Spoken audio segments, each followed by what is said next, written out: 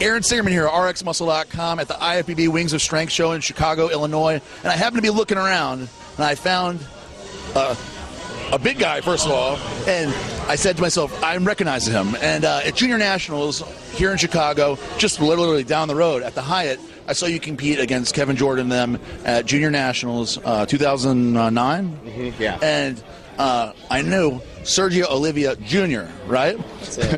It's a famous name in bodybuilding, right? And I guess a lot to live up to. Yeah, just a little bit. Yeah, a lot to So I hadn't seen you in a while. I hadn't seen you on stage in a while, since then. So I want to know what you've been doing and what are the future plans? Yeah, well, after that Junior Nationals, I realized I couldn't wait anymore for that heavyweight. So I figured I'm a super, so I need to take a year off and gain some weight. And I did. I took the gamble, and I took the year off. And I was getting ready for a show that qualified me for Nationals. I took the overall, and then 5 weeks before Junior Nationals, I got hurt, and I had to have a hiatal hernia surgery, which made me lose about 50 or 60 pounds. It took me completely out, enough to where I'm just now able to be confident to get back on stage. So I just wanted to kind of disappear, kind of go in the shadows, and it was good. I mean, it was good for me mentally. I was able to revamp my whole, training, and you really get to know who's really for you when you're not on stage and who really supports you. And now I know who my real friends are, and now I'm ready to get back on stage. So when will be the next show? What are you? I know you said you're just getting back into it, but I'm sure you have a show in your sights. What is that? Yeah, well, I need to, since I really haven't done a show for 2 years, so I have to qualify for Nationals again. So I'm going to do the Ironman here in Chicago. Okay. It'd be nice, do it. I mean, this is where I'm from. I moved to Florida 7 years ago, but now that I'm back, I'd like to do a show in front of everybody and qualify for Nationals. I think it's like a week or two right before Nationals. And then I need to step on a stage, and I need to see where I'm at. I probably could do Junior Nationals again, the one that just passed. But I'd rather get crushed, and I'd really know where I'm at. I feel like if I get beat by people that I can learn from, I'm just going to learn a lot more than entering, a really small show and taking the overall and not really learning anything. So I need to step on a national stage, and I need to see really where I'm at. In November, we'll see. So obviously, I'm sure it comes up all the time. I'm gonna ask you a little bit about your dad. So when you got injured and everything, did you go for your dad for advice? I know he never really suffered a serious injury like that where he had to have serious surgery, but did you go for him and say, hey, Dad, what do you got for me? No. I mean, the conversations that me and him have nothing to do with bodybuilding.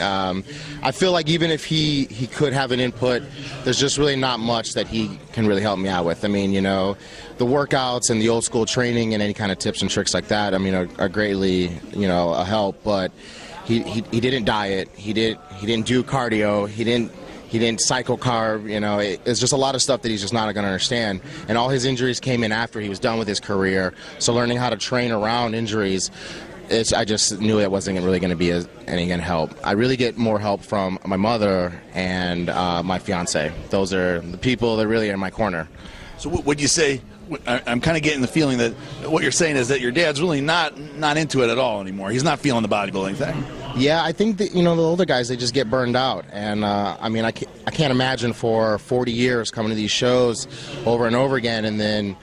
And then he's got all his issues that, he's holding grudges from 40 years ago. That stuff happened with him that none of us know anything about. And you would have to be there to understand it.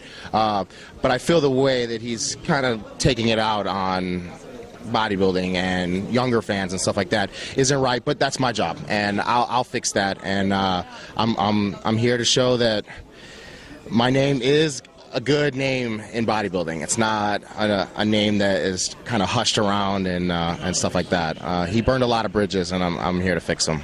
Well, for me, I don't know about all these other, I guess the political or whatever else stuff goes on. To me, the name this is a great name, so it's, and I'm sure to most people watching the interview or listening could agree with me, so I think that if anything, people are going to look at you a little harder, maybe in a positive way. You're up on stage. They're certainly going to look, when they see that name, the judges look on the list and go, whoa. Right, they're for sure going to take a double look. I mean, that's for sure the part of bodybuilding that I don't have to worry about. Every other bodybuilder has to really get their name out there and stuff like that. But on the other side, a lot of people don't have their pictures compared to Mr. Olympias. Sure, and the best way I can describe it is, obviously, I look nothing like my dad. I would kill to have his back, and a lot of other body parts, but the best way I can describe it is I had a twin 40 years ago that competed, and he killed, and now I'm doing it, and I'm doing great, but I'm not where he's at. And that's how it's always going to be, I feel, even with him, until I go pro. So I need to show people that I'm serious, and this is all I do. Does part of when you're in the gym, when you're training for a contest, is part of what's going through your mind is that you want to prove your dad wrong, that you want to, prove that you can go pro, that you can achieve that kind of success? I mean, for sure, with the 6 o'clock in the morning empty stomach cardio, you got to have some kind of motivation. And a lot of times, a lot of my motivation is the people that tell me that I can't do it or I won't do it. But surrounding yourself with the right people, I finally am now part of a good team with RX Pharmacy, and I feel like they really care more about me and not the name part of it, and that helps me want to do good for them in a positive way and not so much the negative. But yeah, absolutely, every bodybuilder, no matter what they tell you, has got some guy that they're in their head. For sure, I'm going to beat him. Yeah, of course. Whether it's some bully that picked on you in high school or if your dad telling you can't do it, somebody is there. Everyone watched Pumping Iron. Everyone's throwing out some name over and over again while they're lifting. Exactly. Well, for Sergio Oliva Jr., Aaron Samerman, rxmuscle.com.